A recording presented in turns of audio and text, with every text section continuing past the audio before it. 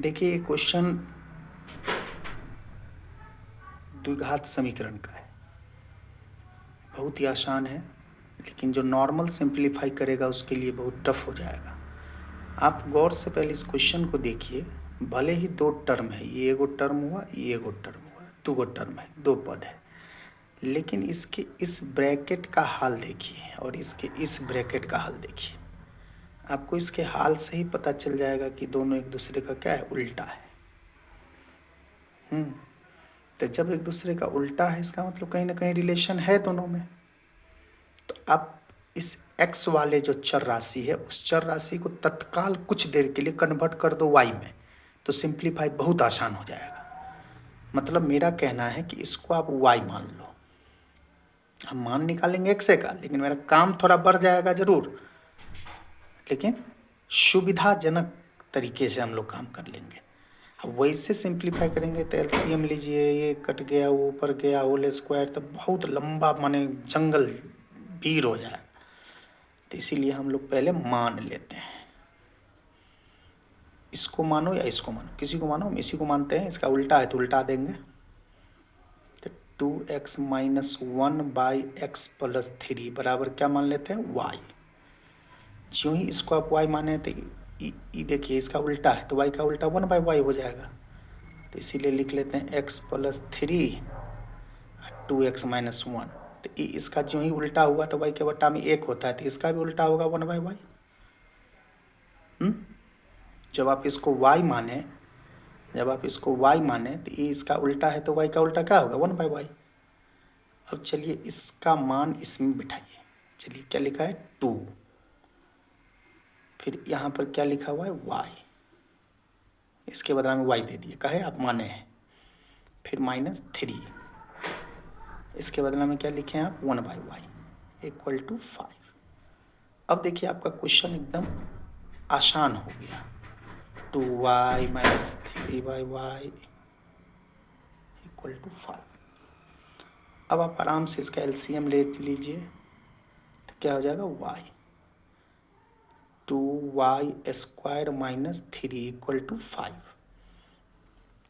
आइए अब ऊपर क्रॉस गुना कर दीजिए, तो क्या हो जाएगा, 2y square minus 3 equal to 5 से y में गुना कीजिएगा, 5y। यहाँ समझ गए, बट्टा पर का जोड़ करके ये आ गया, फिर पूरा का बट्टा रहता है तो क्रॉस गुना कर दिए।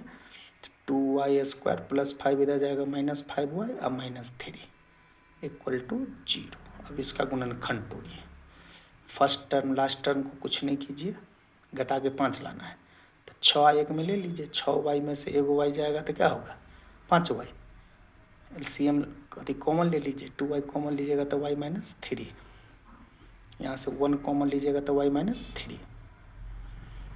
ब्रैकेट बराबर हो गया, दो गो टर्म है, दोनों टर्म में से फिर कॉमन ले लीजिए y माइनस 3 और 2y प्लस 1।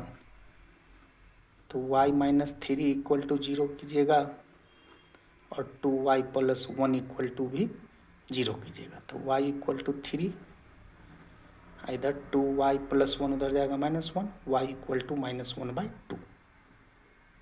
तो ये आपका आंसर नहीं हुआ। ये जो आप सोच रहे होंगे कि मेरा आंसर हुआ, ये सोचना आपका गलत है। ये आपका आंसर नहीं हुआ। अब इस y का मान यहाँ बैठाइए जहाँ आप माने हैं। तब ये इस तरह ही में चाहेंगे बना दें। अब लिख देते हैं 2x minus 1 by X plus 3 equal to Y के जगह पे क्या लिख देते हैं, 3। यहाँ से अब यहाँ से क्रॉस गुना करके x का मान निकाल लीजिए। क्रॉस गुना करने आता होगा तो x का मान आपका निकल जाएगा। ये होगा आपका आंसर। फिर 2x minus 1 by X plus 3 equal to 1 by 2 करिएगा, फिर क्रॉस गुना करिएगा, फिर x का मान निकल जाएगा। ठीक, चलिए अब आइए दूसरे क्वेश्चन की तरफ। दूसरे क्वेश्चन में आप देख सकते हैं, हम त्रिकोणमिति से एक क्वेश्चन है, त्रिकोणमिति से है, इक्वेशन के फॉर्म में क्वेश्चन है। अच्छा से समझ लीजिए, बहुत बढ़िया क्वेश्चन है, पूछने वाला क्वेश्चन है। ऐसा क्वेश्चन आप लोगों को पूछना चाहिए। इसमें आप देखिए इतना इक्वल टू इतना दिया है, इतना इक्वल टू इतना दिया है, तो ए और बी का मान निकालना है। जिसका मान निकालना है वो आपको कहाँ है, एंगल के जगह पर है, ए और बी। ए और बी का मान निकालना है, जो मान कहाँ है, एंगल के जगह पर है। ट्रिगोनोमेट्रिकल फंक्शन कौन है, टैन। आई पूरा क्या हो गया, न्यून कोण, एक्यूट एंगल, जिसको हम लोग एंगल बोलते हैं, न्यून कोण बोलते हैं, थीटा बोलते हैं, जो बोलते हैं। तो हमने कभी आपको बोला होगा, ये बात को गौर से सुन लीजिए, कि अगर थीटा के जगह पे कोई हो, माने न्यून कोण के जगह पे अगर कोई भी हो, अगर उसमें से अगर किसी का मान निकालना हो, तो दोनों ओर त्रिकोणमितीय अनुपात माने ट्रिगोनोमेट्रिकल फंक्शन बराबर करो। तो बराबर करो तो इधर तो tan है, तो इधर भी tan के रूप में ला दो। तो इसके बारे में आपको अगर पता होगा, इसका औकात तो पता होगा कि इसका मान होता है tan 60, और इसके बारे में पता होगा 1/√3 के बारे में कि इसका मान होता है tan 30। तो जरूर आप tan जब ये दोनों ओर बराबर होगा कि यार यदि उसके एंगल को लेकर उड़ जाइएगा, उड़ जाने का मतलब निकल जाइएगा, क्योंकि आपको बराबर ये चीज़ बताया गया है कि अगर ट्रिगोनोमेट्रिकल फंक्शन बराबर होगा तो उसका एंगल भी बराबर होगा। तो लिखते हैं tan a plus B equal to क्या है, √3। तो आप tan a प्लस बी को तो नहीं कुछ करिए, लेकिन √3 को कुछ कीजिए। तो √3 को आप cot 30 भी लिख सकते हैं, लेकिन tan में cot में बराबर नहीं हुआ, तो बराबर नहीं हुआ तो ये मत लिखिए, ये आपका गलती हो जाएगा, फ़ायदा नहीं होगा। गलती मतलब फ़ायदा नहीं होगा। तो आप √3 को क्या लिख दीजिएगा, tan 60।